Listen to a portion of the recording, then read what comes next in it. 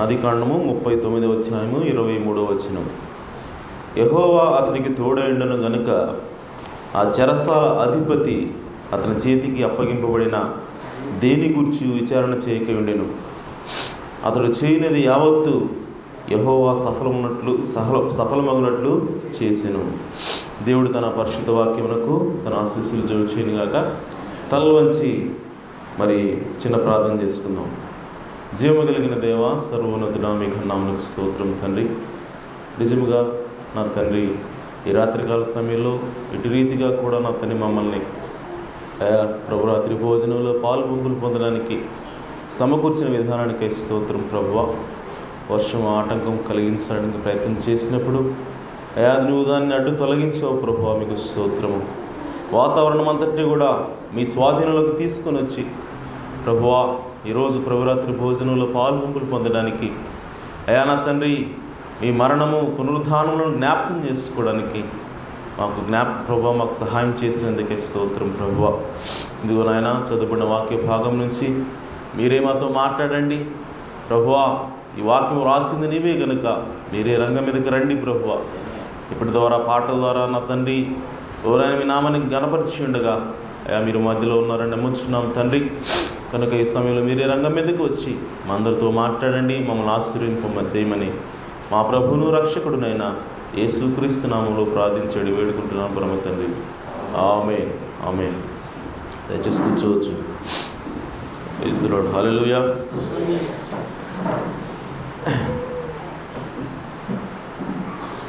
చాలా మంచిది.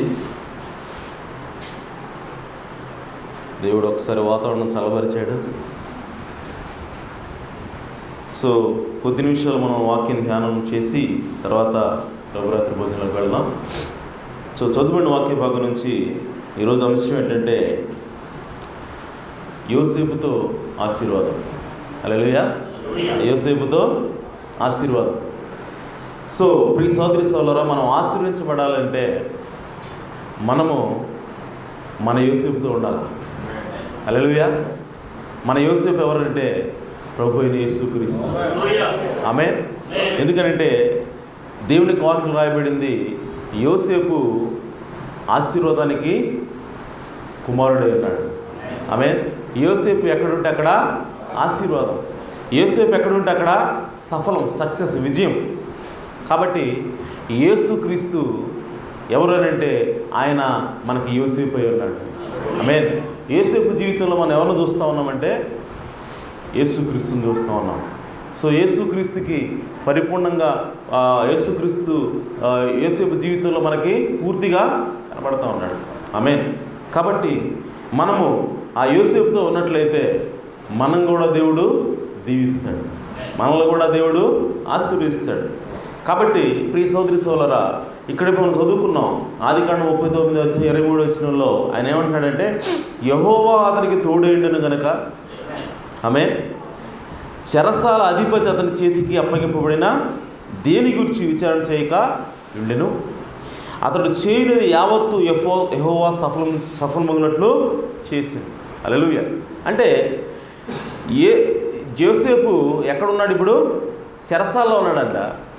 ఆయన బిల్డింగ్లో లేడు, బంగ్లాలో లేడు. ఆమేన్. కానీ చెరసాలలో ఉన్నా కూడా అక్కడ ఆయన ఏం చేసినా సరే సఫలమవుతుందంట. హల్లెలూయా. సో యోసేపు ఒకప్పుడు పోతిఫర్ ఇంట్లో ఉన్నాడు, అక్కడ కూడా ఆశీర్వాదం వచ్చింది. ఆమేన్. ఒకప్పుడు యోసేపు చెరసాలలో ఉన్నాడు, అక్కడ కూడా ఆశీర్వాదం వచ్చింది. అంటే యోసేపు ఎక్కడుంటే అక్కడ ఆశీర్వాదం. ఎందుకనంటే యోసేపుకి దేవుడు తోడై ఉన్నాడు. హల్లెలూయా. సో ఈరోజు నీవు నేను కూడా ఆమేన్ ఆశీర్వించబడాలి అంటే మనం ఎవరితో ఉండాలంటే యేసుక్రీస్తుతో ఉండాలా. ఆమేన్. ఎందుకంటే యేసుక్రీస్తు ఎక్కడుంటే అక్కడ ఆశీర్వాదం. హల్లెలూయా. అందుకే ఈ 1000 ఏళ్ల పాలనకు వచ్చినప్పుడు ఆమేన్ ఈ భూమి ఎడారి అనేది ఒక్క చోట కూడా ఎడారి అనేది ఉండదు. ఓకే. ఎందుకంటే అది ఎడారి సైతము పుష్పించి అడవిలాగా మారుతుందని దేవుని యొక్క వాక్యం తెలవిస్తూ ఉంది. హల్లెలూయా. అంటే యేసుక్రీస్తు ఎక్కడ అడుగు పెడితే అక్కడ ఆశీర్వాదం. ఆమేన్.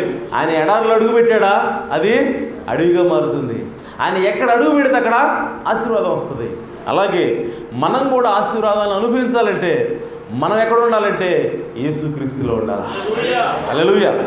సో కాబట్టి ఇప్పుడు ఆ యేసుక్రీస్తు అనగా యేసేపు దగ్గరికి తర్వాత కాలంలో ఆ చెరసాల్లోకి ఇద్దరు వచ్చారు.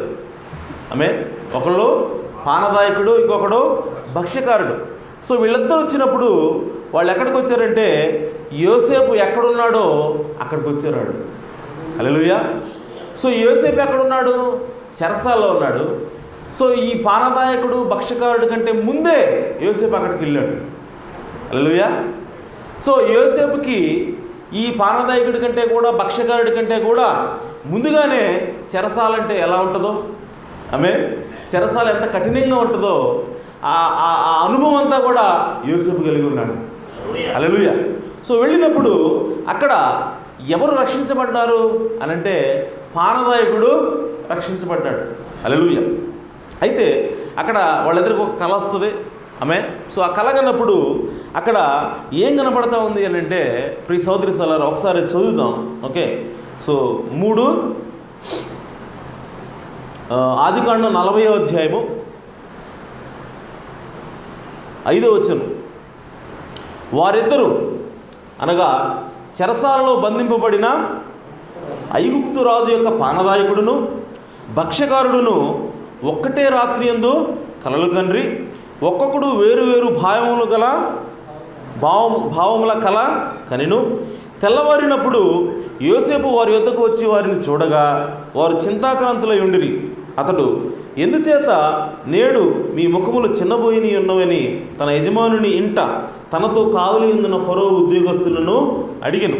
అందుకు వారు, మేము కలలు కంటిమి, వాటి భావం చెప్పగల వారు ఎవరునూ లేరని అతనితో అనగా యోసేపు వారిని చూచి, భావములు చెప్పుట దేవుని అధీనమే కదా. హల్లెలూయా. సో కళ యొక్క భావం చెప్పాల్సింది ఎవరో, చెప్పేది ఎవరు అంటే దేవుడు మాత్రమే చెప్పగలడు. మీరు ఇప్పుడేమన్నాడు, మీరు దయచేసి ఆ కళలో నాకు వివరించి చెప్పుడనండి. హల్లెలూయా. యోసేపు ఏమంటున్నాడు, కళలు చెప్పేది దేవుడు కదా. అయితే ఆ కళ నాకు చెప్పండి అంటున్నాడు. అంటే ఇప్పుడు దేవుడు ఎక్కడున్నాడు?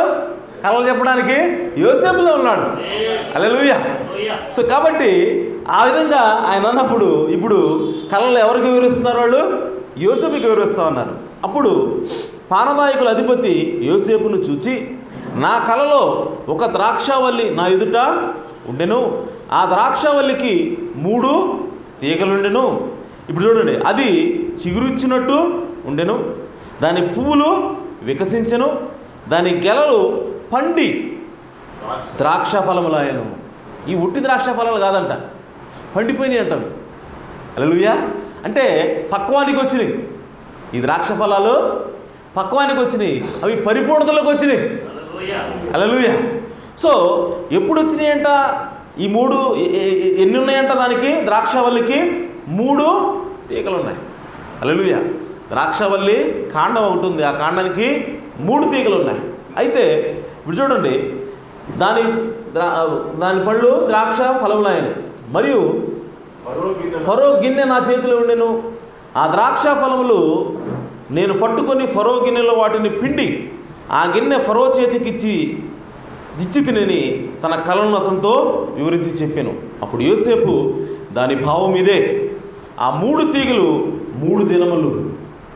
హల్లెలూయా. ఎన్ని రోజులు అవి? 3 రోజులు.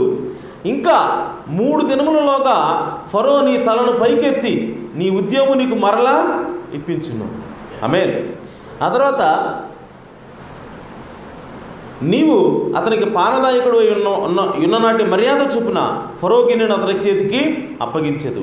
కాబట్టి ఇప్పుడు చూడండి, సో కాబట్టి నీకు క్షేమం కలిగినప్పుడు నన్ను జ్ఞాపకం చేసుకుని,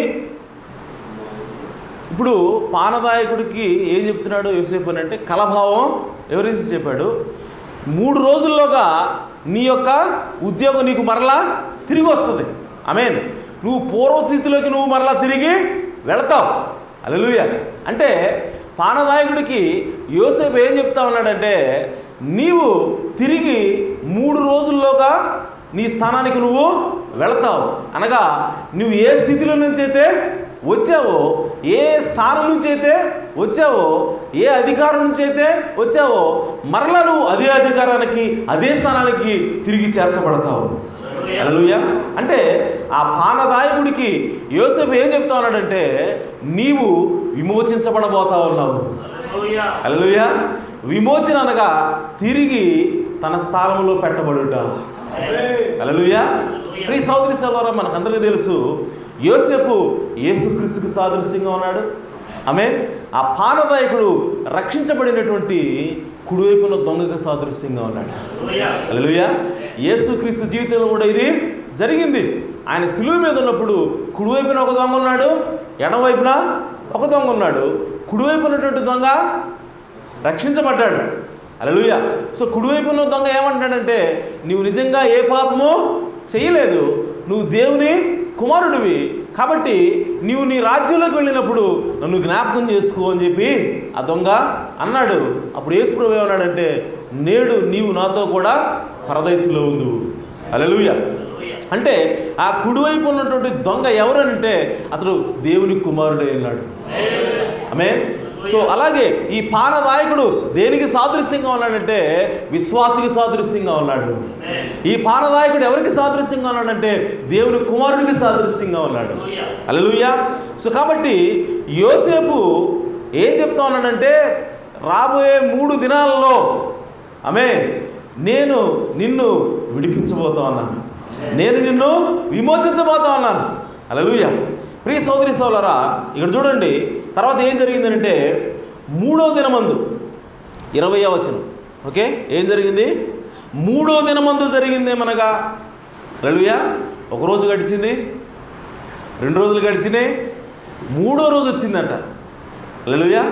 సో 3వ రోజున జరిగిందేమనగా, ఆ దినము ఫరో జన్మదినము కనుక అతడు తన సేవకులందరికీ విందు చేయించి వారి నడుమ పానదాయకుల అధిపతి తలను, భక్ష్యకారుల అధిపతి తలను పైకెత్తి పానదాయకుల అధిపతి ఉద్యోగము మరలా అతనికి ఇచ్చిన కనుక అతడు ఫరో చేతికి గిన్నెనిచ్చెను.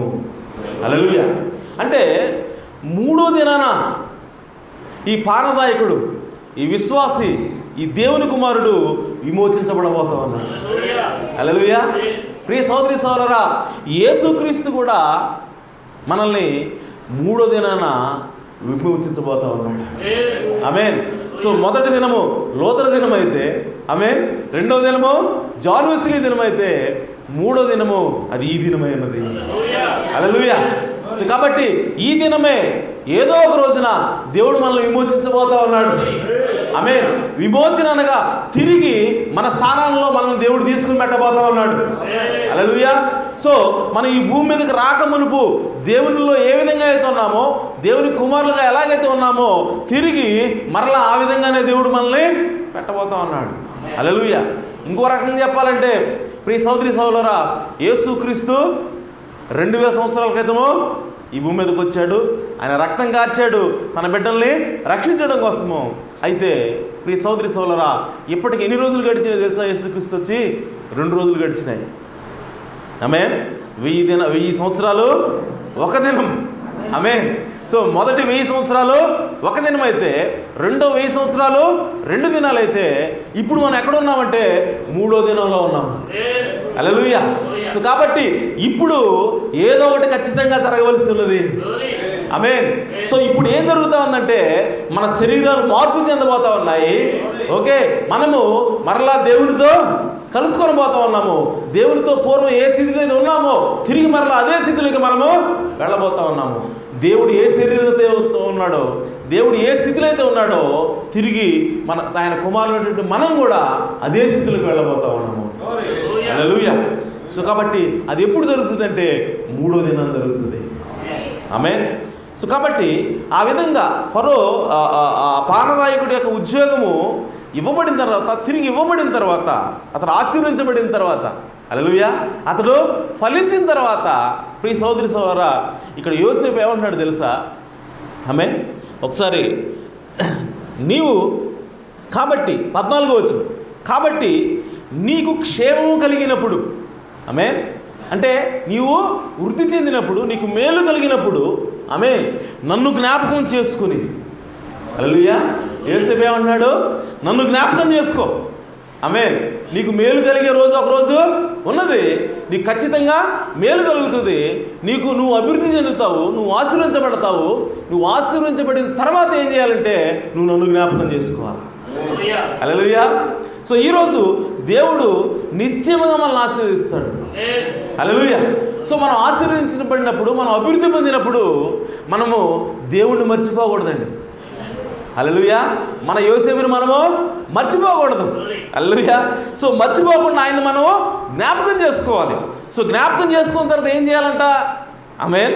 ఆయన ఏమంటాడంటే నా యందు కరుణించి, ఆమేన్, యోసేపు యందు కరుణ చూపించాలంట మనం. ఇదేంటి? యేసుక్రీస్తు పట్ల మనం కరుణ చూపించాలంట. ఆమేన్. కరుణించి ఫరోతో నన్ను గురించి మాట్లాడు అనగా, ఫరోతో ఏం చేయాలి? ఆ పానదాయకుడు అంటే సాక్ష్యం చెప్పాలా. హల్లెలూయా. ఫరోకి సాక్ష్యం చెప్పాలి యోసేపు గురించి. ఏమనంటే యోసేపు అని ఒకతను ఉన్నాడు, నాకు కల వచ్చినప్పుడు నాకు ఆ కలభావాన్ని చెప్పాడు. ఎగ్జాక్ట్గా ఆయన చెప్పినట్టే జరిగింది. 3వ దినాన మరలా నువ్వు నన్ను ఉద్యోగంలో చేర్చుకున్నావు ఫరో గారు. కాబట్టి సో అతనిలో దేవుడు ఉన్నాడు. హల్లెలూయా. అతనితో దేవుడు ఉన్నాడని చెప్పి యోసేపు గురించి అతను సాక్ష్యం చెప్పాలా. హల్లెలూయా. అలాగే ప్రియ సోదరి సోదరులారా, మనం కూడా ఆశీర్వించబడిన తర్వాత మనకు కూడా ఒకప్పుడు ఉద్యోగం లేదు, ఉద్యోగం వచ్చింది. ఆమేన్. ఒకప్పుడు తిండి లేదు, ఇప్పుడు 3 పూట్ల తిండి తింటున్నా. ఆమేన్.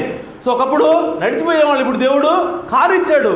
సో ఈ విధంగా నిన్ను దేవుడు ఆశీర్వించిన తర్వాత మనం ఏం చేయాలంటే మన యోసేపుని మనం జ్ఞాపకం చేసుకోవాలా. హల్లెలూయా. అంత మాత్రమే కాదు, మన యోసేపు గురించి మనం సాక్ష్యం చెప్పాలా. హల్లెలూయా. సో నా యోసేపు, నా ప్రభు అయిన యేసు ఇదిగో గొప్ప దేవుడే అన్నాడు. ఆమేన్. ఆయన ఇదిగో నన్ను ఆశీర్వదించాడు, నన్ను దీవించాడని చెప్పి మనము అందరి ముందు కూడా సాక్ష్యం చెప్పాలా. హల్లెలూయా. ఆ తర్వాత ఈ ఇంటిలో నుండి నన్ను బయటికి తప్పించుము. హల్లెలూయా. సో ఈ విధంగా యోసేపు ఆ పానదాయకుడికి కొన్ని రిక్వెస్ట్లు అనేవి చేస్తూ ఉన్నాడు. అయితే ఆ పానదాయకుడు 3వ దినాన ఏం చేయబడ్డాడంటే అతను ఆశీర్వదించబడ్డాడు. అలాగే ప్రియ సోదరి సోదరులారా, దేవుడు కూడా మనల్ని ఖచ్చితంగా ఆశీర్వదిస్తాడు. ఎప్పుడంటే 3వ దినాన. ఆమేన్. 3వ దినం అది చాలా ప్రాముఖ్యమైనది. హల్లెలూయా. సో 3వ దినాన ఏం జరిగిందంటే అతడు చెరసాల నుంచి బయటకు వచ్చాడు. ఆమేన్. అతడు విడుదల పొందుకున్నాడు. అలాగే ఈరోజు మనకి ఇది 3వ దినమే ఉన్నది. హల్లెలూయా. సో ఈరోజు మనం కూడా మన చెరసాల నుంచి దేవుడు మనల్ని బయటికి విడిపిస్తాడు. నువ్వు ఏ స్థితిలో ఉన్నా సరే దేవుడు నిన్ను ఖచ్చితంగా ఆయన మాట చొప్పున విడిపిస్తాడు. ఆమేన్. నువ్వు పేదరికంలో ఉన్నావా, దేవుడు నిన్ను విడిపిస్తాడు. ఓకే, నువ్వు బాధల్లో ఉన్నావా, దేవుడు నిన్ను విడిపిస్తాడు. నువ్వు రోగాలతో బాధపడుతున్నావా, దేవుడు నీకు స్వస్థత ఇస్తాడు. హల్లెలూయా. సో నువ్వు ఏ స్థితిలో ఉన్నా సరే, ఏ బందికానంలో ఉన్నా సరే, నువ్వు ఏ చెరసాలలో ఉన్నా సరే, దాని నుంచి బయటికి తీసుకొచ్చే రోజు ఏంటంటే ఈ 3వ రోజే. హల్లెలూయా. సో కాబట్టి దేవుడు ఖచ్చితంగా మనల్ని 3వ దినాన ఆశీర్వదిస్తాడు. హల్లెలూయా.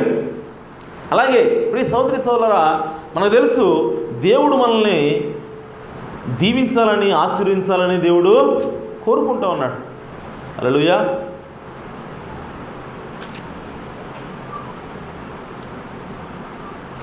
యోహాను సువార్త 1వ అధ్యాయము 2వ వచనం ఒకసారి తీయండి. యోహాను సువార్త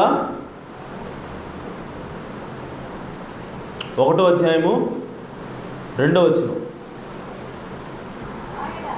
ఆయన ఆదియందు దేవుని యొద్ద ఉండెను, సమస్తమును ఆయన మూలముగా కలిగినదేదియు ఆయన లేకుండా కలగలేదు.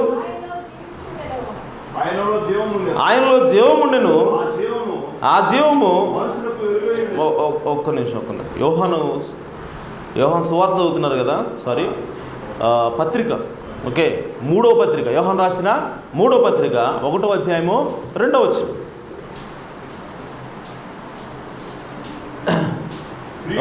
ప్రియుడా, నీ ఆత్మ వర్ధిల్లుచున్న ప్రకారము నీవు అన్ని విషయముల్లో వర్ధిల్లుచు. హల్లెలూయా. సో దేవుని యొక్క ఆశ ఏమిటి, దేవుని యొక్క కోరిక ఏమిటి అని అంటే మనము అన్ని విషయాలు వర్ధిల్లాలంట. హల్లెలూయా. అనగా మనం అన్ని విషయాల్లో ఆశీర్వించబడాలా. ఆమేన్. మనం ధన విషయంలో ఆశీర్వించబడాలా, మనం ఆరోగ్య విషయంలో ఆశీర్వించబడాలా, ఆమేన్. మన భక్తి విషయంలో ఆశీర్వించబడాలా, మనం ఆత్మ సంబంధంగా ఆశీర్వించబడాలా, శరీర సంబంధంగా ఆశీర్వించబడాలా, మనం అన్ని విషయాల్లో కూడా ఆశీర్వించబడాలనేది దేవుని యొక్క ఆలోచన ఉన్నది. అలాగే సౌఖ్యముగా ఉండవలనని ప్రార్థించుచున్నాను. హల్లెలూయా. సో ఇంగ్లీష్లో ఏమనుందంటే నీవు అన్ని విషయంలో వర్ధిల్లుచు, ఆమేన్, నీవు ఆరోగ్య విషయంలో కూడా వర్ధిల్లాలి. ఆమేన్. సో ఆరోగ్యం కూడా దేవుడు మనకి ఇచ్చాడు. కాబట్టి స్వస్థత, నీకేదైనా సరే అనారోగ్యం కలిగితే ఖచ్చితంగా దేవుని యొక్క చిత్తం ఏమిటంటే నీవు దాని నుంచి స్వస్థత పొందుకోవాలా, నీవు దాని నుంచి ఆరోగ్యాన్ని తిరిగి పొందుకోవాలి. అదే దేవుని యొక్క చిత్తమైనది. ఆమేన్. ఒకవేళ నువ్వు పేదరికంలో ఉన్నావా, నువ్వు అన్ని విషయాల్లో వర్ధిల్లాలా, అది దేవుని యొక్క చిత్తమైనది. కానీ ఇప్పుడు ఉన్నటువంటి మన కాన్సెప్షన్ ఎలా ఉంటుందంటే, ఓకే, క్రైస్తవుల యొక్క కాన్సెప్షన్ మనకి పేదరికంలో ఉండాలా, మనము నలగాలి. ఆమేన్. సో ఈ కాన్సెప్షన్తో మనం ఉన్నాం తప్ప, ఈ ఆలోచనతో ఉన్నాం తప్ప, ఈ దృక్పథంతో ఉన్నాం తప్ప దేవుని యొక్క వాక్యంలో అసలు ఏం చెప్తున్నాడు దేవుడు అన్నది మనము గమనించట్లేదు. హల్లెలూయా. సో దేవుడు ఏమంటాడంటే నీవు అన్ని విషయంలో వర్ధిల్లాలి. హల్లెలూయా. సో అలాగే ప్రియ సోదరి సోదరులారా, ఈరోజు మనము ఈ గడియ వర్తమానాన్ని నమ్ముతున్నాం, ప్రవక్తను నమ్ముతున్నాం, దేవుణ్ణి నమ్ముతున్నాం. సో ఆ విధంగా దేవుణ్ణి, ప్రవక్తను నమ్మినప్పుడు ఓకే, దేవుడు మనకి కొన్ని వాగ్దానం చేస్తూ ఉన్నాడు. హల్లెలూయా. సో అది ఒకసారి చూద్దాం. 2వ దినవృత్తాంతాల గ్రంథము 20వ అధ్యాయం 20వ వచనం ఒకసారి చదవండి. 2వ దినవృత్తాంతములు 20వ అధ్యాయము 20వ వచనం. అంతటా వారు ఉదయమున లేచి తెకోవ అరణ్యమునకు పోయిరి. వారు పోవుచుండగా యెహోషాపాతు నిలబడి, యోధావారులారా, యెరూషలేము కాపురస్తులారా, నా మాట వినుడి. మీ దేవుడైన యెహోవాను నమ్ముకొనుడి, అప్పుడు మీరు స్థిరపరచబడుదురు. ఆయన ప్రవక్తలను నమ్ముకొనుడి, అప్పుడు మీరు కృతార్థులగుదురు అని చెప్పాను. హల్లెలూయా. సో ఇక్కడ ఈ వాక్యాన్ని మనం ఒకసారి గమనిద్దాం. ఆమేన్. ఆయన ఏమంటాడంటే మీ దేవుడిని యెహోవాను నమ్ముకొనుడి, అప్పుడు మీరు స్థిరపరచబడతారు. ఆమేన్. మీరు కదలకుండా స్థిరంగా ఒక చోట ఉంటారు. అలాగే ఆయన ప్రవక్తలను నమ్ముకొనుడి. ఆమేన్. సో అప్పుడు ఏమవుతుందంటే మీరు కృతార్థులగుదురు. కృతార్థులు అంటే అర్థం ఏంటో తెలుసా? మీరు విజయాన్ని పొందుకుంటారు. హల్లెలూయా. సో కృతార్థులు అంటే ఏంటో తెలుసా? మీరు ఆశీర్వించబడతారు. కృతార్థులు అంటే ఏంటో తెలుసా? మీరు వర్ధిల్లుతారు. హల్లెలూయా. సో ఈరోజు మనము ఎక్కడున్నామంటే 3వ దినంలో ఉన్నాం. హల్లెలూయా. సో ఈ 3వ దినంలో ఆ పానదాయకుడు ఏం చేయబడ్డాడంటే అతడు చెరసాల నుంచి విడుదల పొందాడు. ఆ పానదాయకుడు అతను ఏం చేశాడంటే తిరిగి తన స్థానానికి అతడు వెళ్ళాడు. ఆ పానదాయకుడు వర్ధిల్లాడు. హల్లెలూయా. సో ఈరోజు మనము 3వ దినాన ఉన్నాం. ఖచ్చితంగా ఈరోజు మనం వర్ధిల్లే దినం ఇది.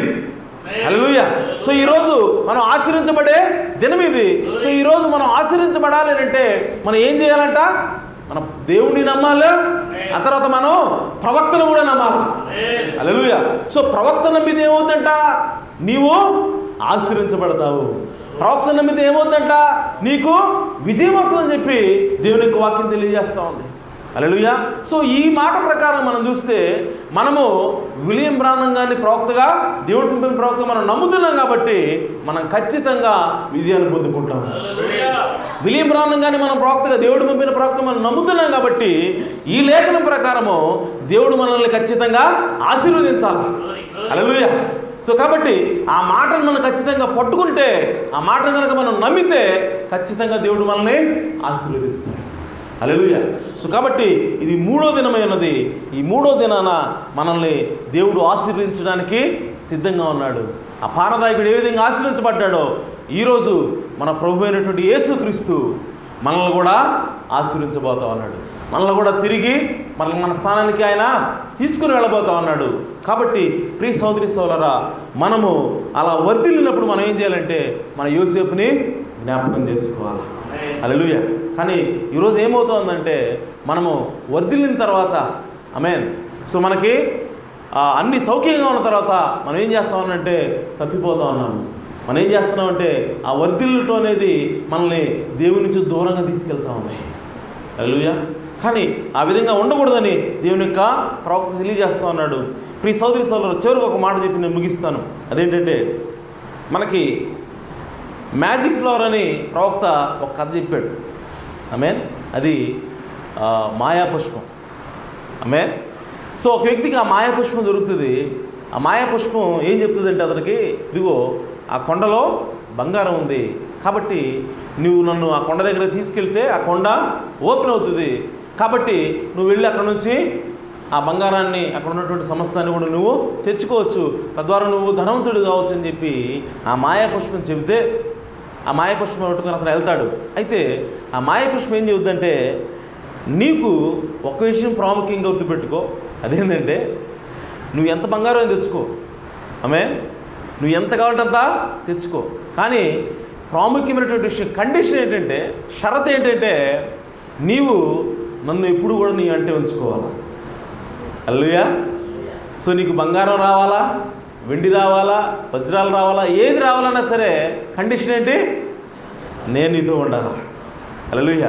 నన్ను ఎప్పుడు కూడా నీతోనే ఉంచుకోవాలని చెప్పినప్పుడు ఓకే అని చెప్పి లోపలికి వెళ్ళాడు. ఆ కొండ ఓపెన్ అయింది, అతను లోపలికి వెళ్ళాడు. ఎక్కడ చూసినా బంగారం ఉన్నాయి, వజ్రాలు ఉన్నాయి, అవన్నీ కూడా తీసుకొని వచ్చి బయట పెడతా ఉన్నాడు. హల్లెలూయా. సో బయట పెడతా ఉన్నాడు. ఆ పువ్వును అక్కడ పెట్టాడు, ఆ పుష్పాన్ని లోపల పెట్టి అన్నీ తీసుకొచ్చుకుంటున్నాడు. ఇక మొత్తం అయిపోయిన తర్వాత ఈ పుష్పం అన్నది, ఇంకేమైనా మర్చిపోయావా, ఒక ప్రాముఖ్యమైన విషయాన్ని నువ్వు మర్చిపోయావు అంటుంది. హల్లెలూయా. అంటే ఏం మర్చిపోలేదు, ఆ రాయి అది చాలా విలువైంది, అసలు ఈ కొండంతా తీసుకుపోయినా దానితో సమానం కాదని చెప్పి రాయి మర్చిపోయాను, నిజం బాగా గుర్తు చేసిందని చెప్పి ఆ రాయి తీసుకుని మళ్ళీ బయట పెట్టాడంట. ఆమె మళ్ళీ పుష్పం అంటుందంట, నువ్వు ఒకటి ప్రాముఖ్యమైనది మర్చిపోయావుంటుందంట. అంటే ఏం మర్చిపోయాను, నేనేం మర్చిపోలేదే అని చెప్పి మళ్ళా అంతా వెతికాడంట. ఈలోపు ఇంకోటి ఏదో కనపడింది, దాన్ని తీసుకొచ్చి బయట పెట్టాడు. మళ్ళీ చెబుతుంది పుష్పం, ఫైనల్గా చెప్తున్నా, నువ్వు ఒక ప్రాముఖ్యమైనటువంటి సంగతిని మర్చిపోయావు అని చెప్తే అప్పుడు వాడు అంటున్నాడు, నోరు మూసుకో, ఎప్పుడు చూసినా సరే నేను అజ్జేయాలి ఇచ్చిన ఎంతో సంతోషంగా ఉన్నాను, ఈ సమయంలో మర్చిపోయి ఉంటున్నా, ఏముంది అంతా తీసుకున్నాను కదా, ఇక్కడ ఇంకేమి లేదే, మొత్తం అంతా ఊడ్చేశాను ఇక్కడ నుంచి, ఇంకేమి లేదు ప్రాముఖ్యమైంది, ఇంకేముంది ప్రాముఖ్యమైంది అని చెప్పి వాడు ఆ పుష్పం వదిలిపెట్టి బయటికి వెళ్ళిపోయాడు. ప్రాముఖ్యమైనది ఏంటంటే ఆ పుష్పమే. హల్లెలూయా. ఆ పుష్పం ఉన్నంతసేపే ఆ బంగారం ఉంటుంది, ఆ పుష్పం ఉన్నంతసేపే ఆ వజ్రాలు ఉంటాయి. కాబట్టి ప్రాముఖ్యమైన దాన్ని మర్చిపోయాడు, కాబట్టి అదంతా కూడా అతను కోల్పోయాడు. కాబట్టి ప్రియ సోదరి సోదరులారా, ఈరోజు మనల్ని దేవుడు ఆశీర్వదిస్తాడు, ఆమేన్, దేవుడు మనల్ని దీవిస్తాడు. అయితే ప్రాముఖ్యమైనది ఏమిటి అని అంటే యేసుక్రీస్తుని విడిచిపెట్టకూడదు. హల్లెలూయా. సో యేసుక్రీస్తుని నువ్వు విడిచిపెట్టకుండా నీవు ఆశీర్వించబడే కొలది నువ్వు ఇంకా యేసుక్రీస్తు దగ్గరికి రావాలా. హల్లెలూయా. నీకు ఒక కారు ఇచ్చాడా దేవుడు, ఇంకా నువ్వు యేసుక్రీస్తుకి దగ్గరికి రావాలా. ఆమేన్. నీకు ఇంకా బిల్డింగ్ ఇచ్చాడా యేసుక్రీస్తుకి నువ్వు ప్రతి ఆదివారం కూడా అరగంట కాదు 2 గంటల ముందే రావాలి. హల్లెలూయా. సో నిన్ను ఆశీర్వదించే కొలది, దీవించే కొలది క్రైస్తవుడు ఏం చేస్తాడంటే, ఆమేన్, నిజంగా దేవుని కుమారుడు ఏం చేస్తాడంటే యేసుక్రీస్తుకి దగ్గరగా వెళతాడు. హల్లెలూయా. సో కాబట్టి ప్రియ సోదరి సోదరులారా, మనం ఆశీర్వించబడిన తర్వాత మనం ఎవరిని జ్ఞాపకం చేసుకోవాలి, యోసేపుని జ్ఞాపకం చేసుకోవాలి. హల్లెలూయా. సో మనం దీవించబడిన తర్వాత ప్రాముఖ్యంగా మనం ఎవరితో ఉండాలి, మన ప్రభువైన యేసుక్రీస్తుతో ఉండాలి. కాబట్టి ఆశీర్వాదం దేవుడు ఇస్తాడు. సో కాబట్టి ఆ దేవుడు ఇచ్చినప్పుడు ఖచ్చితంగా మనం యేసుక్రీస్తుని జ్ఞాపకం చేసుకోవాలి, ఆయన గురించి మనము ఆలోచించాలి. అయితే జనరల్గా ఏమవుతుందంటే ప్రవక్త అంటున్నాడు, మనం ఎప్పుడైతే ఆశ్రయించబడతామో మనం దేవుని నుంచి దూరం అయిపోతూ ఉంటాం. కానీ దేవుని పిల్లలు అలా ఉంటారండి. హల్లెలూయా. దేవుని యొక్క వధువు ఎప్పుడు కూడా అలాగా ఉండదు. దేవుని యొక్క వధువు ఎంత ఆశ్రయించబడే కొద్దీ అంత దగ్గరికి వెళ్తుంది. హల్లెలూయా. కాబట్టి మనం ఆ విధంగా ఉందాం.